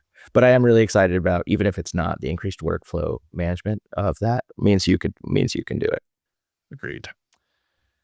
Well, thanks. I normally don't like Entra updates, but those ones seem good. Azure SRE Agent now supports log analytics and application insights. What did you do before? As native connectors, allowing the agent to run KQL queries directly against workspaces and app insight resources during incident investigations, replacing the previous approach of shelling out to Azure CLI kits. Really? Yeah. You shelled out to Azure CLI before? And pipe grip. Yep. Send grip off. It's the same things that everyone's always done. Great. Thanks. That's awesome. No wonder why your tokens get used so fast. Yeah, exactly. Setup is simplified as compared to the manual RBAC approach. Selecting a resource from the dropdown automatically grants the agent manage identity log analytics reader and monitor reader on the target resource group. Manual entry fallback to resource discovery fails. And then the AI that removes the permissions will remove those later, but that's fun. Right. The feature is backed by the Azure MCP server using the monitor namespace, giving the agent read-only tools like monitor workspace log query and monitor table list. Practical use cases include AKS cluster investigations where the agent can automatically query container log, queue events, and application traces. So they really want you to burn tokens. That said, that's the only way you'll ever understand Kubernetes logging. That's true. That's true as well. Yeah. All right. Well, I mean, I don't want to go to Azure ever. So good luck to you, Matt. I hope those work out well for you. Thank you, I think. I'm not really sure. I mean, it's not going to shell. It's going to be better. Yeah. And finally, I look forward to hearing how your Azure Key Vault retirement plan is going to go, as apparently Azure Key Vault is retiring its legacy HSM Platform 1 on September 15th, 2028. And customers using Microsoft Purview information protection will bring your own key, need to migrate their tenant root keys to the modern FIPS 140-2 Level 3 certified HSM platform before that date. Because who loves a good HSM migration? I don't. Yeah, no, those, I can't imagine that's easy. I've never actually done one, because Why would you? Yeah. I don't ever want to do it if I don't have to. Exactly. I feel like that's one of those, I may go get a new job before I have to go deal with this. Yeah. That Yeah, could be 2028 future is a while person's out. problem. You have time. So that's good. The thing is, Microsoft does give you normally a decent amount of time to do stuff. But what's always fun is if you buy, I don't know, a 3-year reservation, you're stuck with it and you have to deal with returning it right now, because otherwise you would have negative time once it's there, unrelated to, I don't know if they do it for HSM1 platforms or not, but I've been burned by that a few times now. Lovely. Well, gentlemen, we made it to the end of this Google marathon. Wow, I didn't think it was going to happen. And AI marathon. I feel like it was very top and middle heavy this week. Yeah. It was, yes. Well, AI, I mean, all the AI players wanted to get their announcements out before Google dropped all theirs. So, I didn't see that coming, but now in hindsight, I'm like, oh yeah, that makes sense. If we had sponsors, trying to throw money at us, we'd probably have the Cloud Pod and the AI Pod. And we'd have to break it all out. I don't know if I could do. We can't get you guys together for one podcast recording. I mean, if that's what I'm saying, I'd be having to throw the AI pod, we'd have to hire. AI pod would have to be just AI, reading it. Yeah, that's true. Right. All right, gentlemen. See you next week. Hopefully with a lot less stories. All right. Bye, everybody. Bye, everyone. Another week of cloud news wrapped up. Bolt will collect the news. Justin will get the notes. Jonathan will write some code. Ryan will watch the perimeter. And Matt will reluctantly watch Azure. Till next week for AI, Amazon, Google Cloud, and Azure. And hey, maybe even Oracle. Who knows? Check out the cloudpod.net for our newsletter. Join our Slack, message us on socials, or leave a review. I got new headphones, so that sounded amazing. That sounds good. But you want to talk about shoes, Ryan? Well, why not talk about shoes in a technology podcast? It makes, I mean, the technology of shoes is really impressive. There's a lot of rubber involved. There's a lot of 3D printing of shoes now they do at Nike. I mean, there's definitely some cool technology angles, but I don't think this is that. Well, it's not. Oh, I mean, I don't know. You tell me. No, it's not. This is a shoe company named Allbirds announcing a $50 million deal to rebrand as Newbird AI.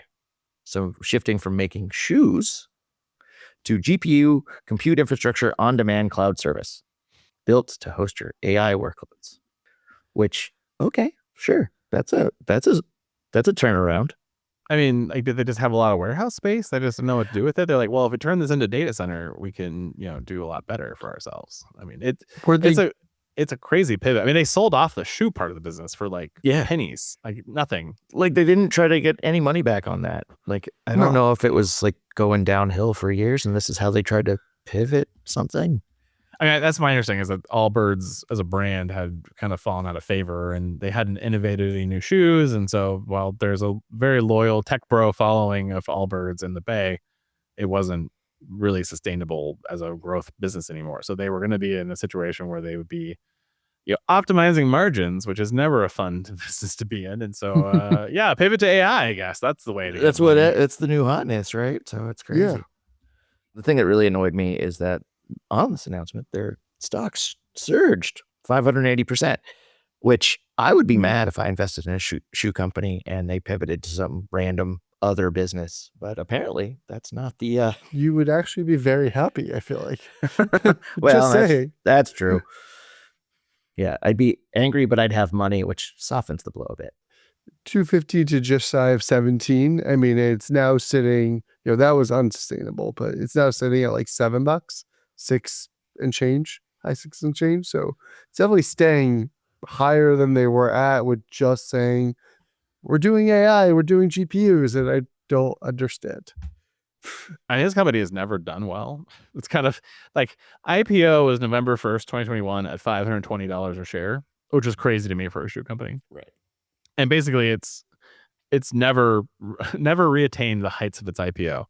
within a year, let's see, November 22, it was down to $56 a share. So they literally lost like 90% of their stock price. And then it's basically their peak was February 20th, 23, where it's $54. And then it's after 24, and it's just basically been slowly, it's been under $10 a share now for almost a full year. So, I mean, they had to do something if you want to keep the stock price going well. But yeah, I mean, are they going to become a Cloudflare? Are they going to be a Neoscaler?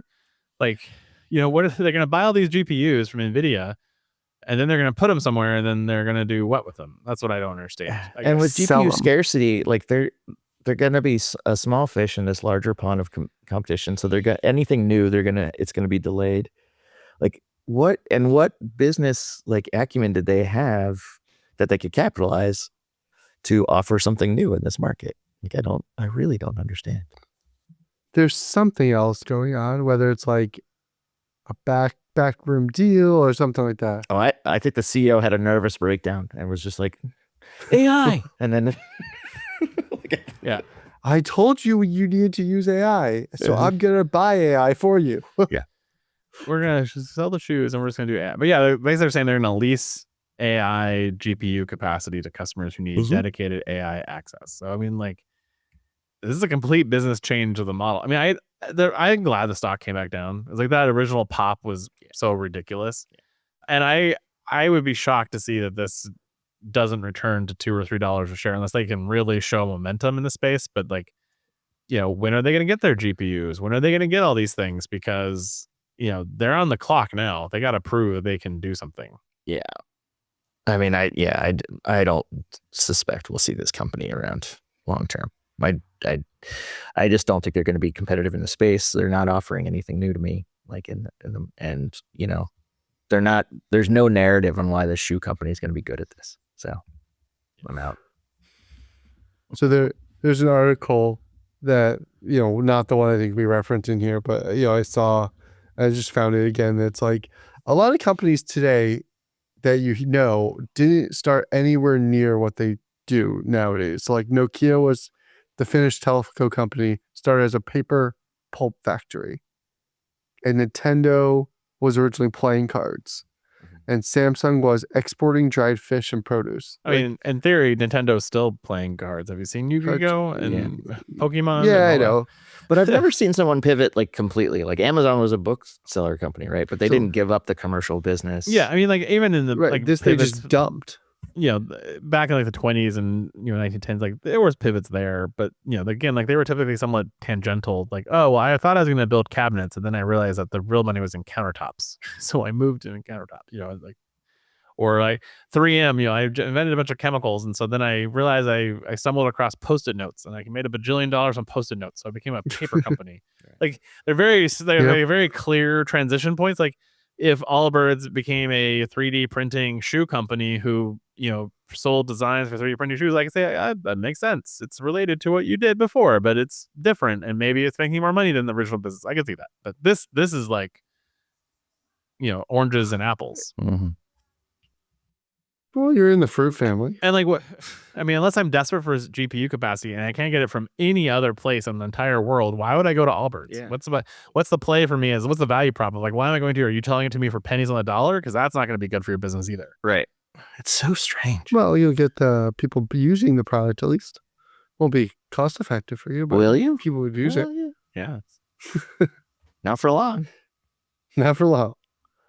All right. Yeah. Well, we'll keep an eye on this one. I don't have a lot of hopes for them. I think this is just a slow decline into nothingness. But maybe Allbirds AI will be amazing. I mean, do they have a new website? Can I sign up for interest? Yeah. Do they have a blog that we can follow on the podcast? What happened to AI.com after the Super Bowl?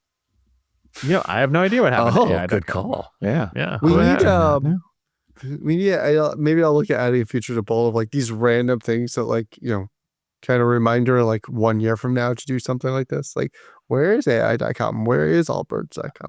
I would tell you you should write it into Bolt, but I don't know if you have the time for that.